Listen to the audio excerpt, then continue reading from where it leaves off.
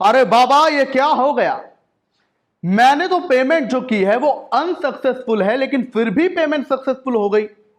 मेरे अकाउंट में तो इतने पैसे भी नहीं है जितने की पेमेंट मैंने कर दी। पता नहीं पेमेंट कैसे हो गई। मैंने तो यूपीआई पिन भी गलत डाला रे बाबा, लेकिन फिर भी पेमेंट हो गई। ये सब हुआ हरियाणा में 11 और 12 सितंबर के दिन, और एक कंपनी की गलती के कारण उसे 40 करोड़ का नुकसान हुआ और हरियाणा में रातों रात लोग लखपति बन गए।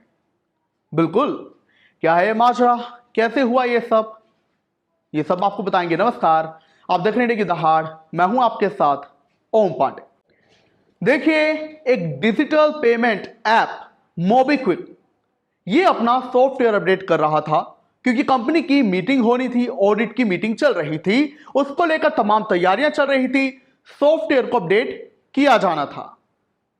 तभी सॉफ्टवेयर अपडेट के दौरान सिक्योरिटी चेक डिसेबल हो जाता है, और बाद में यही गलती, यही टेक्निकल ग्लिच कंपनी को कैसे नुकसान कराता है और कैसे हरियाणा में गुरुग्राम, पलवल और नुहू के लोगों को रातों रात लखपति बना देता है, ये अब आप जानेंगे। तो देखिए, 11-12 सितंबर को यह सब काम चल रहा था, ऑडिट की मीटिंग होनी थी, लेकिन जैसा मैंने जानकारी दी कि सॉफ्टवेयर अपडेट करने के दौरान एक टेक्निकल ग्लिच हो गया, जिससे सिक्योरिटी चेक डिसेबल हो गया। यानी कि वो सिक्योरिटी जो कि पेमेंट के दौरान होती है, यानी कि पिन आपको जो है बिल्कुल करेक्ट डालना, नहीं डालोगे तो पेमेंट नहीं हो पाएगी। आपको उतने पैसे डालने जितने आपके पास नहीं होंगे तो फिर पेमेंट नहीं हो पाएगी। इसके अलावा आपने अगर पेमेंट की है, वो पेमेंट सक्सेसफुल हुई है, यानी कि बिना किसी ग्लिच के हुई है तो सही है, और अगर कोई गड़बड़ है तो पेमेंट अनसक्सेसफुल हो जाएगी। ये 3 सिक्योरिटी चेक होते हैं, और यही 3 सिक्योरिटी चेक डिसेबल हो गए। तो अब आप समझ जाइए कि जब ये 3 सिक्योरिटी चेक डिसेबल हो जाएंगे तो फिर होगा क्या। होगा वही जो मैं आपको बता रहा हूं। तो कंपनी को इसी कारण 40 करोड़ का नुकसान हो गया, और कंपनी की पकड़ में मामला तब आया जब उसने अचानक से एक पैटर्न नोटिस किया। पैटर्न ये नोटिस किया कि 11-12 सितंबर को जब मीटिंग की तैयारी चल रही थी, तो हरियाणा में नुहू, पलवल और गुरुग्राम में अचानक से कुछ ज्यादा ही ट्रांसैक्शन हो गए, करोड़ों के ट्रांसैक्शन। जिसके बाद कंपनी ने जब जांच बिठाई तो पता लगा उसके 40 करोड़ रुपए चले गए हैं। ऐसे ही कुछ पता नहीं चला कहां, कैसे, क्या, सिक्योरिटी चेक हट गया है।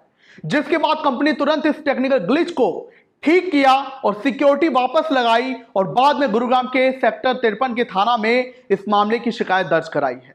आपकी जानकारी के लिए बता दें कि जब यह सिक्योरिटी चेक डिसेबल हुआ तो इसमें हुआ क्या। पहला स्टेप यह था कि अगर आपकी पेमेंट अनसक्सेसफुल है तो वो फिर भी सक्सेसफुल दिखाई दे रही थी। दूसरा यह था कि आपके अकाउंट में उतना बैलेंस भी नहीं है। जस्ट इमेजिन, मुझे 5,000 रुपए ट्रांसैक्ट करने हैं, किसी को डालने भी हैं, वो मेरे अकाउंट में है नहीं, लेकिन फिर भी जा रहे हैं।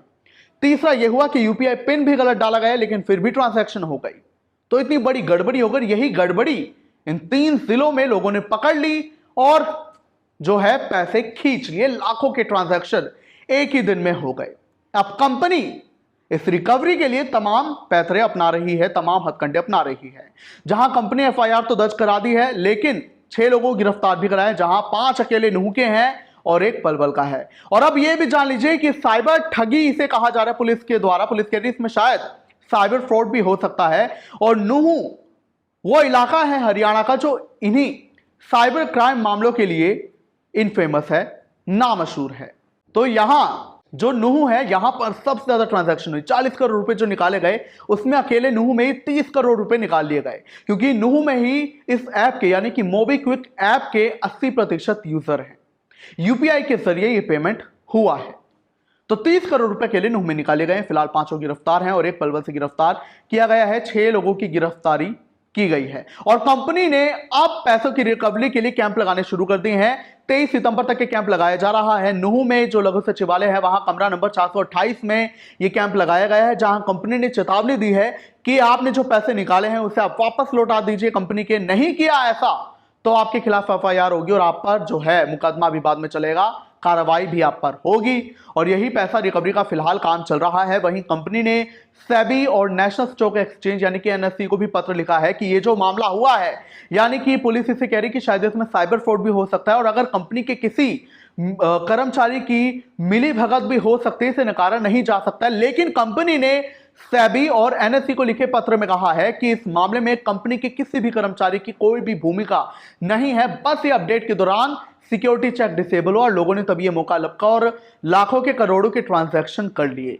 फिलहाल मामले की जांच लगातार चल रही है और नूह एक बार फिर से चर्चा में है, क्योंकि नूह को जामताड़ा कहा जाता है। जामताड़ा झारखंड का एक शहर है जो साइबर फ्रॉड के लिए बहुत ज्यादा मशहूर है और साइबर ठगी के लिए, इसके अलावा फिशिंग के लिए बहुत ज्यादा मशहूर है। नूह में भी ऐसे मामले लगातार आए हैं, इसलिए इसे हरियाणा का जामताड़ा कहा जाता है। और एक बार फिर से ये साइबर फ्रॉड जैसा मामला हमें देखने को मिला है, जहां एक कंपनी ने गलती क्या की तो रातों रात 11 और 12 सितंबर को जो है 40 करोड़ का ट्रांजैक्शन हो गया। 13 सितंबर को कंपनी की नजर में मामला आया और बाद में इस पर जो है जांच चल रही है। और गुरुग्राम, नूह और पलवल में इतने सारे लोगों ने 40 करोड़ तक की रकम निकाल ली। क्या कुछ आप कहेंगे कि कैसे कंपनी की गलती, एक टेक्निकल ग्लिच लोगों को रातों रात लखपति बना गया? हमें जरूर बताएं।